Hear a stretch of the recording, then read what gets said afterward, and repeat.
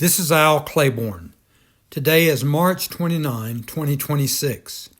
In February 1974, President Richard Nixon issued a proclamation, authorized and requested by Congress, designating March 29, 1974 as Vietnam Veterans Day. Today is the 52nd anniversary of that inaugural commemoration.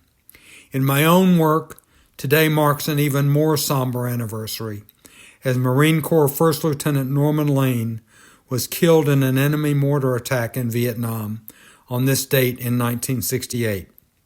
This video is titled Finding Norman Lane, an author's personal journey, and it captures some of the memorable events during my 9-year odyssey, as I learned who my older cousin really was and how he came to die in Vietnam. The year of the monkey came with leap year in 1968, and on that February 29th, First Lieutenant Norman Lane sat down at Camlo Hill, the Marine Corps installation almost 8 miles south of the DMZ, and wrote to his 11-year-old pen pal, Carol Weston. As paraphrased by Carol, Norman wrote a lovely letter about Greek translations, belly dancing, ouzo and baklava, and his plan to go around the world in 1969 and someday open a nightclub in Istanbul with a Turkish friend. 1 month later, during the afternoon of Friday, March 29th, Norman Lane died in an enemy mortar attack at Camlo Hill. The next afternoon, in Norman's adopted hometown of Brownsville, Tennessee, I drove home after visiting some high school friends. As I pulled into our driveway, my parents were hurriedly leaving the house. My mother exclaimed, "We have to go see Aunt Lib. Norman Jr. has been killed." 36 years passed. On a January day in 2005, 58-year-old Alan Willard wrote in a post on Lieutenant Lane's virtual wall site, "Norman and I grew up together in Brownsville, Tennessee, and served together in Vietnam with 3rd Battalion, 4th Marines." 9 years later, I spoke on the phone for the first time with the former infantry squad leader and retired crop duster living in Sidney, Arkansas. We met in Brownsville that July, and Alan spoke at the memorial tribute for Norman that we held there. 2 Navy corpsmen, Tony Milazzo and John Nunn, who served with Alan in 1st Platoon, Kilo Company, 3-4 Marines in Vietnam, also attended, as did another enlisted Kilo Company veteran, Randy Gensimer. The 4 men had not seen each other since 1968. Marine Corps veteran Alan Willard speaks at the memorial tribute held for his friend and brother-in-arms, Norman Lane, Tabernacle Methodist Church, Brownsville, Tennessee, July 12, 2014. I organized the 501c3 Norman Lane Jr. Memorial Project later that fall.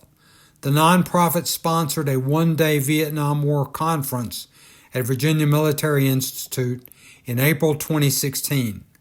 My network of Marine Corps veterans of the war, which included Dan Moore, veterans from Kilo Company, 3-4 Marines, Lieutenant Lane's classmates from Quantico, the 41st Officer Candidate Course, and the Basic School Class 367, had expanded significantly.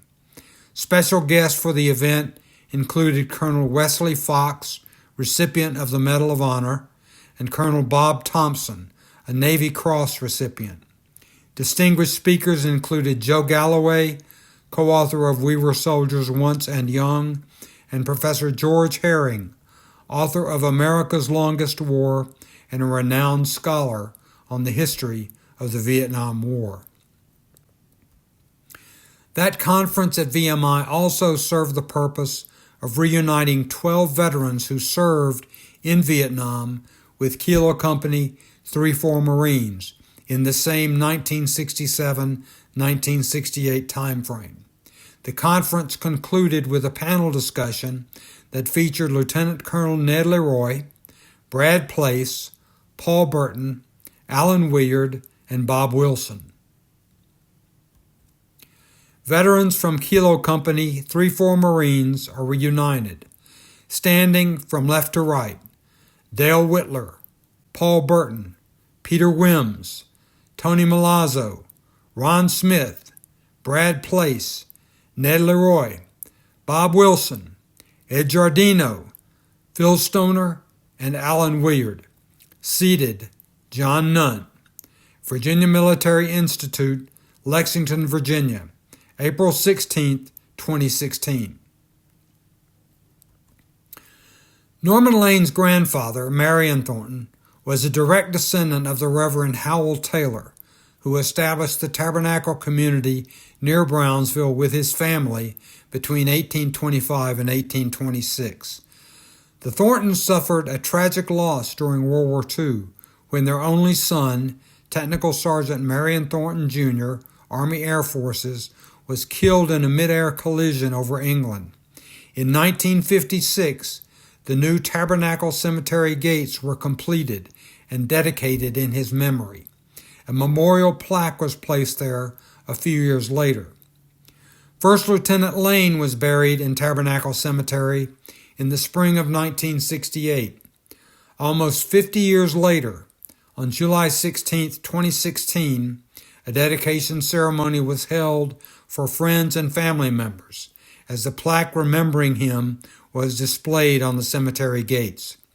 Jim Johnson, who helped carry Norman to his final resting place on April 5, 1968, was one of the special guests who attended. 48 years after his death, a plaque remembering First Lieutenant Norman Lane is dedicated. Mounted on one gate post of the Tabernacle Cemetery gates, it complements the plaque dedicated in memory of his uncle, Technical Sergeant Marion Thornton, Jr., Army Air Forces, Brownsville, Tennessee, July 16, 2016. On April 5, 1968, Jim Johnson helped carry Norman Lane through the Tabernacle Cemetery gates to his final resting place. On July 16, 2016, Jim was present as the plaque remembering his friend was dedicated, mounted on those same cemetery gates. Corpsman Bob Wilson once told me life with the Marines was kind of like a family. It was therefore appropriate that two special memorial services would be held during the 50th commissioning anniversary reunion of Lieutenant Lane's OCS classes, the 41st Officer Candidate Course and the Basic School Class 367 at Quantico on October 7 through 9, 2016. The first ceremony took place at the Vietnam Veterans Memorial in Washington on Friday afternoon. Some of the photographs in my collection show the crowd at the memorial wall that afternoon, some of the classmates, friends, and family members who attended the special ceremony. Dan Moore, Jim Knotts, and General Raymond Ayres, who spoke at the service, and the memorial wreath that was placed at the wall. Virtually every one of Lieutenant Lane's 543 TBS classmates served in Vietnam, and a total of 47 men from the 41st OCC and TBS 367 gave their lives there. Alan Willard had never visited the Vietnam Veterans Memorial until that Friday afternoon. The photograph on the next slide is a special one that my wife and I took that day. On our return home, we realized that the photograph had captured Alan's reflection above Norman's name on the memorial wall. The two friends and brothers in arms were reunited on a beautiful fall day in 2016, almost 49 years after they had first set foot in Vietnam.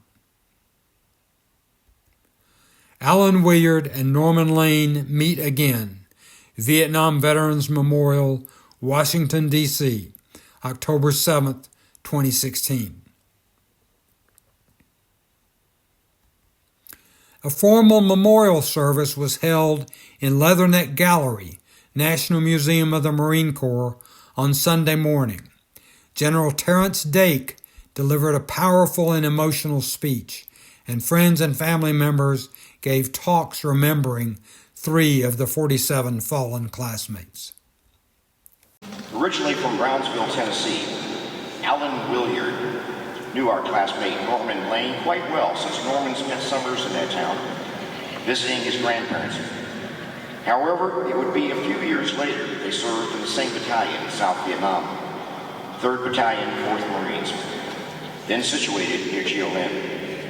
In a letter to a fellow high school student, Norman mentions seeing Alan about every other day. Alan was the machine gun squad leader, and the two of them would swap news about Brownsville. Now for a couple of minutes of comments about Norman, here's Alan Williard.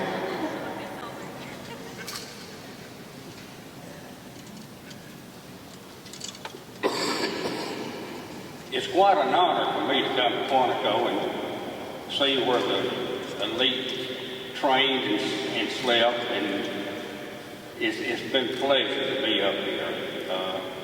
But I'm reminded of the cost that was paid for me to be at this podium, and it was paid by your classmate and my friend Norman Lane. In 1967, I was in Travis Air Force Base trying to catch a Mike flight over to Vietnam. And I go in and give them my paperwork, and you walk in, you get your paperwork, you get the plane, you go. They have nothing on me. I don't exist.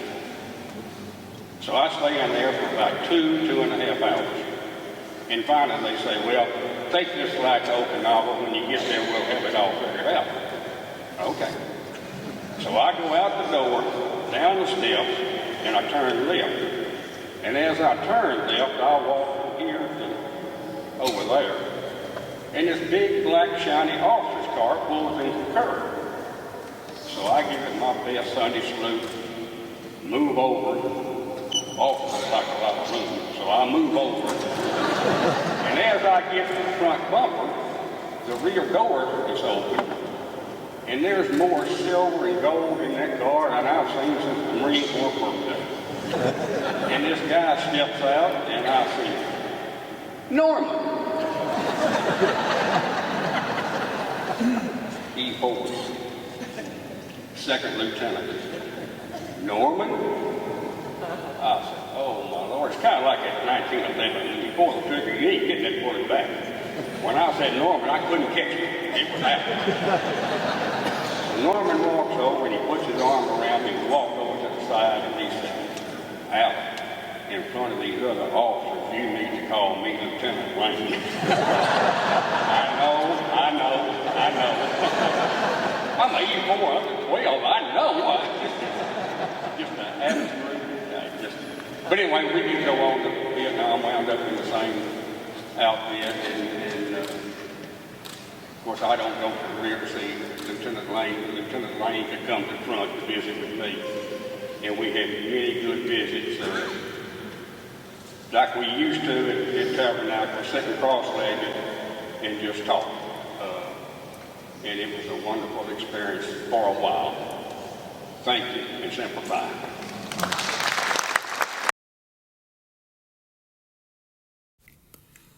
Classmates, families, and friends of the fallen reflect as the West Point Alumni Glee Club sings Mansions of the Lord. Following the service, the group walked to Semper Fidelis Memorial Park, where the memorial to the fallen from Lieutenant Lane's OCS classes is located. National Museum of the Marine Corps, Triangle, Virginia, October 9th, 2016. The memorial to the fallen of the 41st OCC and TBS 367 rises above a bed of single red roses, flanked by rows of engraved bricks that provide a lasting remembrance. Semper Fidelis Memorial Park, National Museum of the Marine Corps, October 9th, 2016. Lieutenant Lane's commemorative brick rests in place near the memorial, and is engraved with one of his favorite quotes attributed to Mahatma Gandhi. Semper Fidelis Memorial Park, October 9, 2016. Carol Weston met Norman in the summer of 1966 when he was her camp counselor, just prior to his entering the Marines. They became pen pals, and he wrote to her from Quantico, from Brownsville, from Camp Lejeune, from Guantanamo Bay, and from Vietnam. She shared a photograph of a box of letters that she kept beside her desk. The box contains every letter and postcard Carol received from Norman over the period August 1966 to March 1968. In the lower right corner, one can see the envelope of Carol's last letter to Lieutenant Lane, which was returned to her undelivered, as he had been killed in action days earlier. Photo courtesy of Carol Weston, taken in her office, August 27, 2014. A major engagement between 3-4 Marines and the NVA took place on Saturday, January 27, 1968, in the vicinity of Camp Carroll. It is known as the Battle of Mike's Hill, and Lieutenant Norman Lane and his 81mm mortar platoon were there. After his death 2 months later, he was awarded the Navy Commendation Medal with Combat V for his actions on Mike's Hill. 20 Marines and corpsmen perished that day, including 2 officers. One of the officers was Second Lieutenant John Robert Bob Burns, commander of 1st Platoon, Mike Company. Jack Solitario served as forward artillery observer for Mike Company that day, and he published his memoir, One Avenue of Approach, in 2010. In it, he gives a detailed account of the Battle of Mike's Hill, along with an emotional tribute to his good friend and brother-in-arms, Lieutenant Bob Burns. In a story for my WordPress site titled February 21, 1968, I included Mr. Solitario's tribute to Lieutenant Burns. On February 21, 2018, shortly after the story went out, I received an email from Donna Gladys of Annandale, Virginia. She began her message, "Thank you so much for sharing your memories, and those of others, regarding Mike's Hill in Vietnam. My fiancé, Lieutenant Bob Burns, was killed there on January 27, 1968. It's hard to read the details of the fighting and the aftermath, but it's heartening to know that he was well respected and missed by his Marine buddies. Even though it was 50 years ago, the emotions of that time are still fresh." Donna went on to say that she was a student at Mary Washington College in Fredericksburg when they met. Lieutenant Burns left for Vietnam in October 1967, and he was killed 3 months later, 4 days after his 24th birthday. I close this story with 3 special experiences from the 9-year journey. The first references the Vietnam War Conference that was held at VMI in April 2016. Ron Smith was a Navy corpsman who received the Bronze Star Medal for heroic actions at Con Thien in August 1967. In a phone conversation a month before the conference, Ron realized that Lieutenant Norman Lane was the Marine being remembered in my work. The evening of the conference, a dinner was held. Ron had commemorative 3rd Battalion, 4th Marines shirts made for his Kilo Company friends, and he brought one to me after the dinner. He suggested that I look inside the chest pocket. Inside was a small plastic bag, which contained a fragment of shrapnel. At Camlo Hill on the afternoon of March 29, 1968, HM3 Ron Smith was in the battalion aid station when enemy mortar rounds struck in the area of the 81mm mortar team. A corpsman, John Rose, was wounded in the barrage and was medevaced with Lieutenant Lane. As Ron wrote to me in 2018, I went down to check on the 81 mortar team. It was then they showed me where Lieutenant Lane had been mortally wounded. That was when I reached down and picked up the shrapnel that remained in the crater. That evening in 2016, Ron Smith gave me that shrapnel as a permanent reminder of the afternoon of March 29, 1968, and the end of Norman Lane's life at Camlo Hill. HM3 Ron Smith, H&S Company, 3-4 Marines, retrieved this shrapnel from the crater where an enemy mortar round mortally wounded Lieutenant Norman Lane at Camlo Hill, Quang Tri Province, South Vietnam, on the afternoon of March 29, 1968.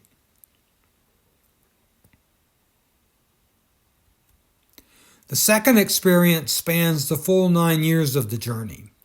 Within 10 days of my first contact with Alan Williard in 2014, a 3-4 Marines veteran named Bill Willett provided a digital copy of a photograph that included Lieutenant Norman Lane, Navy Lieutenant Craig Wilson, the 3-4 Marines Battalion Surgeon, and Lieutenant Bill Willett, commanding officer of H&S Company.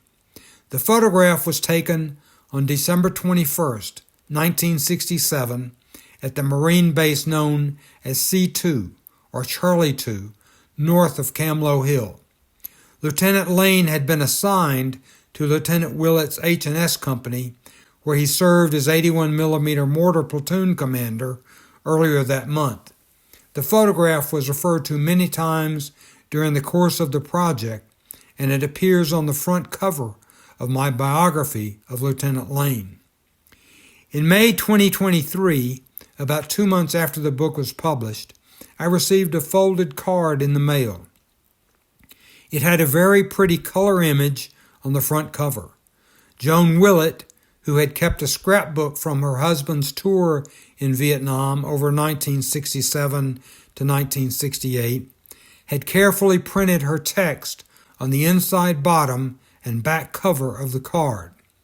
An old color Polaroid photograph was fixed on the inside top of the card with a piece of removable tape.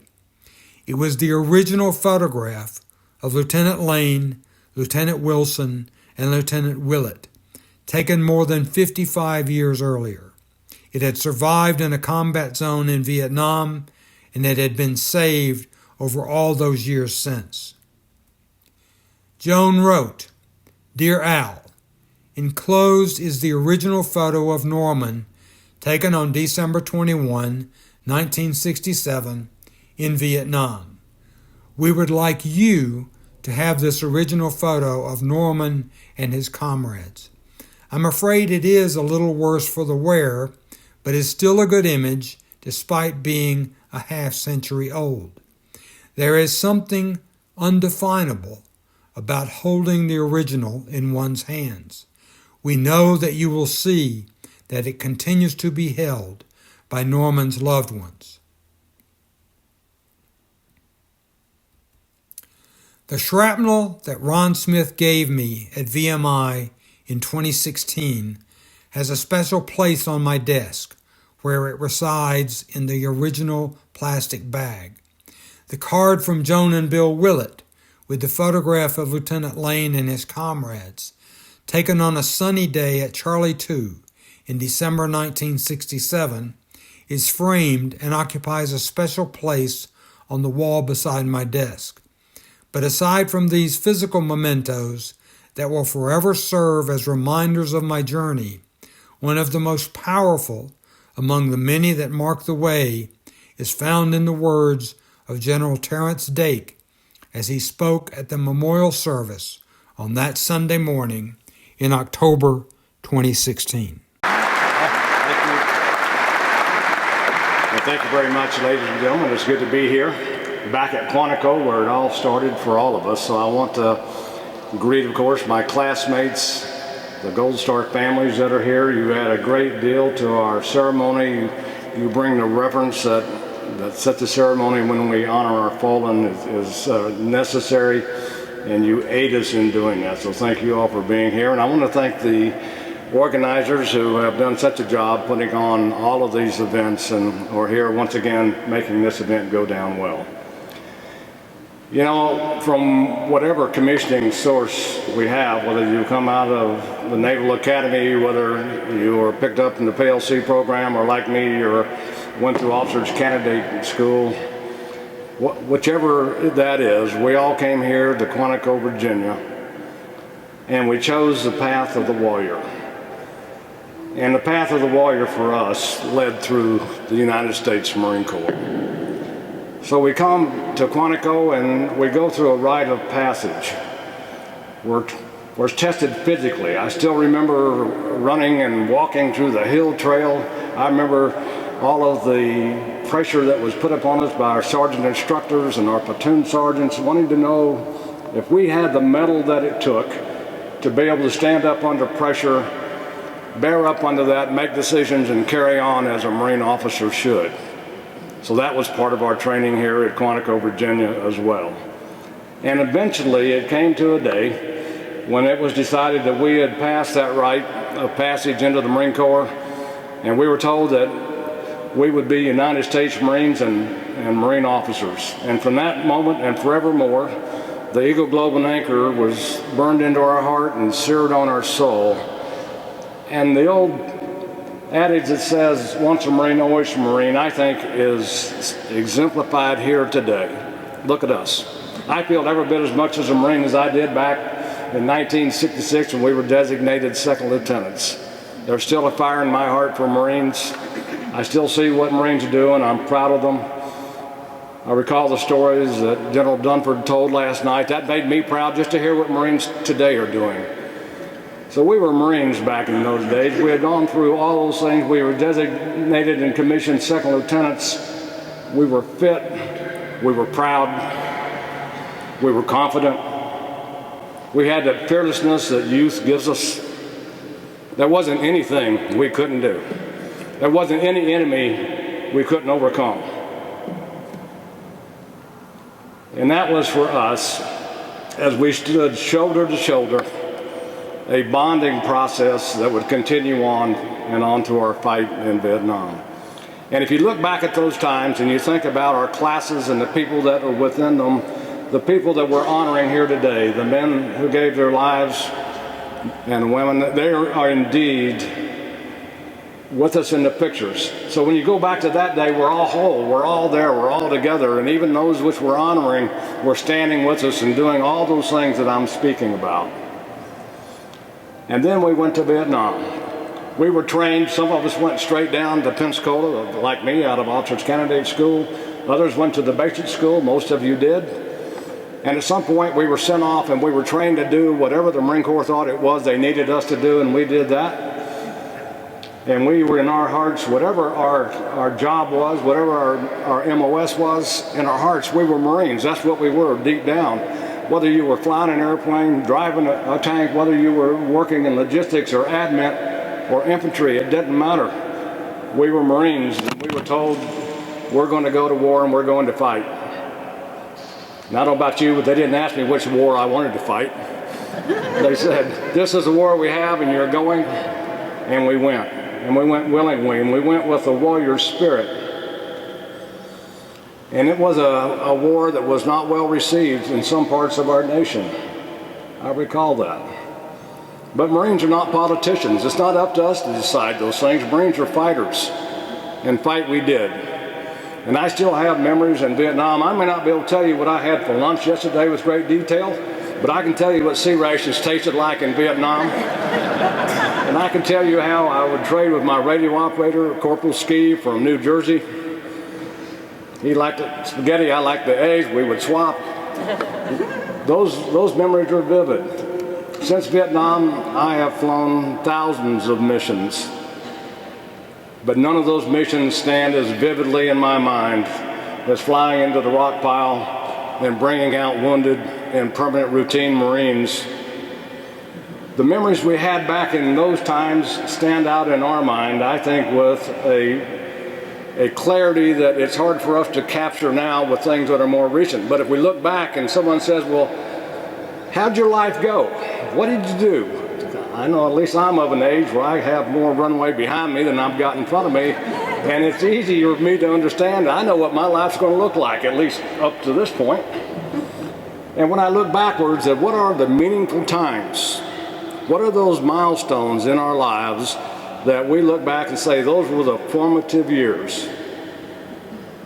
And I submit to you that it's the years that we spent as Marines. It's the years we spent being a band of brothers, the years that we trained, the years that we fought. Those are the years that, in my mind, tested us and let us know that we were Marines, and we were men, and we could stand the test, and it wasn't anything that was too hard for us. So Vietnam went on to that point, but we didn't all return.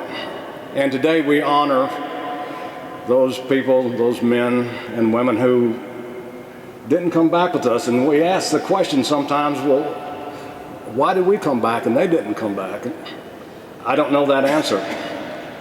I have no insight into what that is. But what I do know is that Vietnam, and some people think that's that little war in Southeast Asia, was in fact 58,000 Americans gave their lives in Vietnam. That's more people than died in Korea, in Iran, and Afghanistan, all added together. More people gave their lives in Vietnam than in those conflicts. The war in Vietnam was marked, as all wars are, with danger. But the courage and the bravery of Marines fighting on the battlefields of Vietnam is something that we should all be proud of. And there are heroes in this audience today who were there and fun. They heard the sound of gunfire. They withstood the dangers. They heard the wounded. There are just things in our mind that when you go back, I was talking with General Labute earlier. If you've ever been in combat, there's something that is always there. You remember the sounds and the smells, and sometimes things trigger those at odd times. You're not really sure what they are, but they bring back those memories, and those memories are alive once again when we do that. But today we're here to honor the men who did not return. And I think of their lives. I have 5 grandchildren. Those men their lives were cut short in the bloom when they were still young and vibrant and active and able. They never got to see what their children became and grew up. They never got to hold a grandchild and feel the love that spanned generations. But they did live at a time and gave their lives at a time that I speak about, which seems to be one of the most memorable in our lives. And theirs was cut short at that very time and captured forever in my mind in the way they were then. As we think about them and we look at the pictures that we have, we see them as they were back in the 1960s, in their 20s. So in some ways, capturing them then makes me feel better, knowing that they're forever young.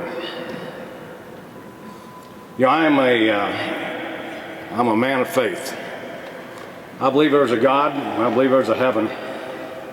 And I think that in that heaven, there's a place where only the bravest may lie down. And it's going to be at that place that we will find our comrades when we meet our Maker. And I look forward to that. I want to see them.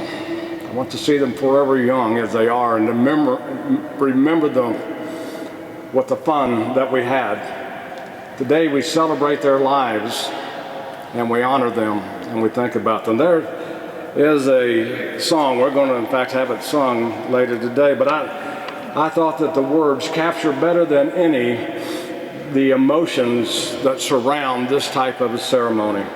It's taken from the mansions of the Lord, and it says, "To fallen warriors let us sing, where no rockets fly, no bullets wing. Our broken brothers let us bring to the mansions of the Lord.